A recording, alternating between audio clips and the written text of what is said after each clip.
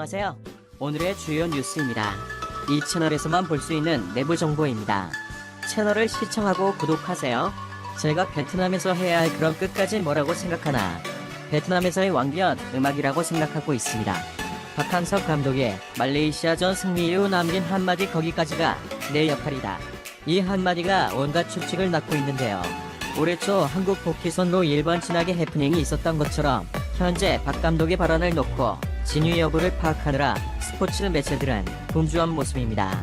만일 박 감독이 베트남을 떠난다면, 아니면 박 감독이 떠나도 없는 베트남이 가정법에 대해 아마도 베트남에서 그런 상상을 하는 축구 팬들은 없을 것입니다.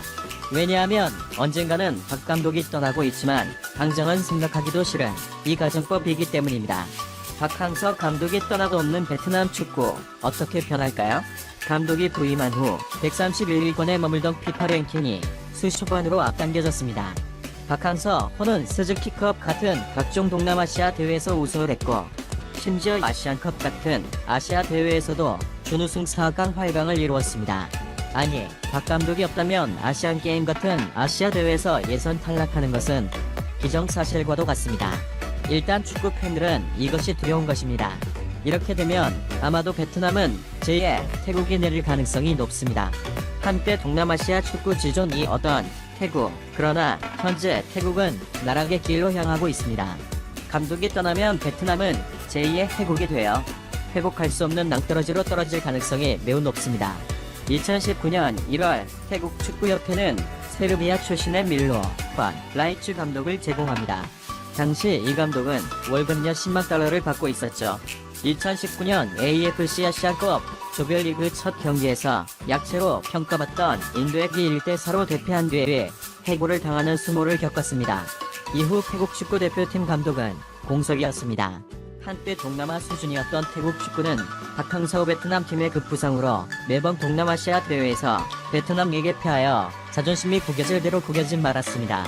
태국 축구협회는 팀의 변화에 대해 관심을 가지기 시작했고, 박항서 매직으로 불리는 박 감독에 대해 연구했습니다. 한국인 지도자만의 그 어떤 특별함이 있음을 인지하게 되었죠. 그래서 제2의 도약을 위해 태국 축구협회는 박항서 감독 같은 한국인 지도자를 찾기 시작했습니다. 이 무렵 태국뿐 아니라 인도네시아, 말레이시아, 필리핀, 레노라는 동남아 국가에서도 박항서 매직에 대해 연구하기 시작했습니다. 박항서 감독을 데려오는, 아니면 다른 제2의 박항서를 찾기 위해 노력들을 했습니다. 때마침 박항서 감독 재계약 하행 설이 수면 위로 떠오르기 시작했습니다. 그들은 혹시 음악 감독을 옷이 올 수도 있다는 기대감을 가지는 계기가 되었죠. 박 감독과 베트남 축구협회와의 첫 계약 만료일이 2020년 1월이었는데 6개월 전인 2019년 7월부터 양측은 협상 테이블에 앉아 이것저것 논의하며 협상을 하게 됩니다. 그런데요, 연봉 인상의 기타 조건 등등 다소 접점을 찾지 못해 협상이 결렬될 수도 있다는 소문이 떠돌기 시작했습니다.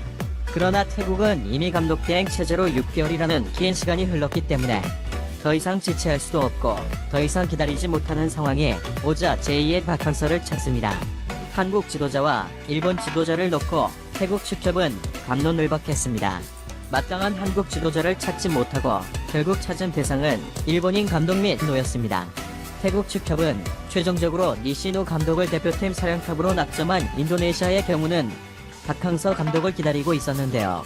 베트남 축협과 재계약이 성사되자 바로 다른 한국인 지도자를 찾았고 심태훈 감독을 적임자로 낙점했습니다. 태국이나 인도네시아 모두 제2의 박항서를 찾은 것입니다. 동남아시아의 부는 박항서 효과인 것이었죠. 태국 축구협회는 동남아에서 제2의 박항서 매직을 만들어달라고 니시노 감독에게 노골적 주문을 합니다. 신호 역시 이 점을 잘 알고 있기에 계약 체결 인터뷰에서 그렇다고를 외치며 예타를 반드시 넘어서겠다고 하면서 태국팀이 다시 동남아 지존 자리를 찾아오겠다고 야심찬 포부를 밝힙니다. 니시노 감독 계약 한 달 전 태국에서 주최한 킹스컵에서 홈구장 진마당에서 태국은 베트남에게 패한 상태라 그 어느 때보다 베트남에 대해 승부 복수심이 활활 불타오르고 있을 때였습니다. 니시노 감독의 첫 공식 경기 2019년 9월 5일 월드컵 아시아 지역 2차 예선 첫 경기를 치른다. 상대는 그토록 넘고 싶었던 게 아니었습니다. 부임한 지 채도 달이 되지 않았기 때문에 신호 감독의 지도가 선수들 모두에 완전히 스며들지 않은 시점이었지만 태국 축구 팬들은 리신호 감독이 뭔가 다른 모습을 보여주기를 밝혔습니다. 결과는 0대0 무승부. 박한서 감독과 첫 대면에서 무승부를 기록하여 어느 정도 체면을 지킬 수 있었습니다. 그리고 이어진 인도네시아와의 경기에서 3대 형성된 특히 세 번째 경기가 인상적이었습니다. 아랍에미리트와의 홈 경기에서 패배를 점치는 전문가들이 달리 2대1로 승리를 합니다. 태국 축구 팬들은 마치 제의 박한서 매직이 달성된 것처럼 마냥 기뻐했습니다. 그러나 그 기쁨은 그리 오래가지 않았습니다. 네 번째 경기 말레이시아전 원정 경기. 태국보다 한 수 아래로 평가받던 말레이시아, 무난히 이길 것으로 예상했지만 태국은 1대2로 무릎을 꿇고 말았습니다. 여기서부터 리신호 감독의 고난의 여정이 시작됩니다. 참고로 박한석 감독은 부임 후 동남아 국가 상대로는 아직 무패 행진 중입니다. 다섯 번째 경기에 하노이에서 열렸던 베트남전 1차전과 마찬가지로 0대0 무승부를 기록해 그나마 나락으로 추락하는 체면을 지킬 수가 있었습니다. 미국 코로나로 인해 카타르 월드컵 아시아 지역 2차 예선 경기는 년 이성 연기가 됩니다. 다시 시작된 코로나 이후 리신호호의 첫 상대는 신태용 감독이 사령탑의 인도네시아 피파 랭킹에서 거의 60계단이나 차이가 나고 같은 주에서 최악체로 평가받던 인도네시아를 상대로 2대 무승부를 기록합니다. 태국 축구 팬들은 분노하기 시작했습니다. 왜냐하면 승리해서 승점 3점을 챙겨도 최종 예선에 진출할까 말까인데 승점 1점밖에 챙기지 못했기 때문이죠. 이어서 벌어진 아랍에미리트와의 경기에서 급기야 1대3으로 패배를 합니다. 태국팀의 월드컵 최종 예선 진출은 베트남과는 상반되게 영역물 건너버렸습니다. 태국 축구 팬들의 분노는 극에 달하고 있습니다. 돈만 밝히는 감독이라면서 이 신호 감독을 몰아붙이면 비난의 화살을 쏘기 시작합니다. 그들은 심지어 이런 반응도 내놓고 있습니다. 역시 한국의 지도자가 올랐다. 그 다음이 바로 그것을 말해주는 대표적인 사례다. 라는 말들이 태국 축구 팬들 사이에선 공식이 되어 인구에 회자되고 있다고 합니다. 이 신 감독의 태국팀 지휘봉을 잡은 후 태국 선수들은 오히려 이전보다 자신감이 떨어졌다는 평가도 받고 있습니다. 베트남 언론들도 의기양양하며 그의 맞장구를 쳐주고 있습니다. 승자의 여유 정도 되겠죠?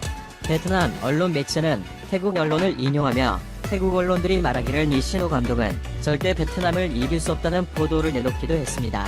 1호 감독과 태국 축협과의 계약은 2021년 올해 말까지 있는데요. 조기 경쟁이 될 수도 있다. 조기 경질설까지 흘러나오고 있는 상황입니다. 이게 바로 박한서 감독이 베트남을 떠났을 때 베트남에서 벌어질 상황을 현재 태국이 먼저 얘기해주고 있는 것입니다. 베트남은 박 감독 휴가 때나 무슨 일이 있을 때로 떠날 때마다 촉각을 곤두세우고 있습니다. 지난 설 연휴 박 감독이 한국을 갔다 왔을 때 한국 복귀 선로 이처럼 한바탕 소동을 일으킨 적이 있습니다.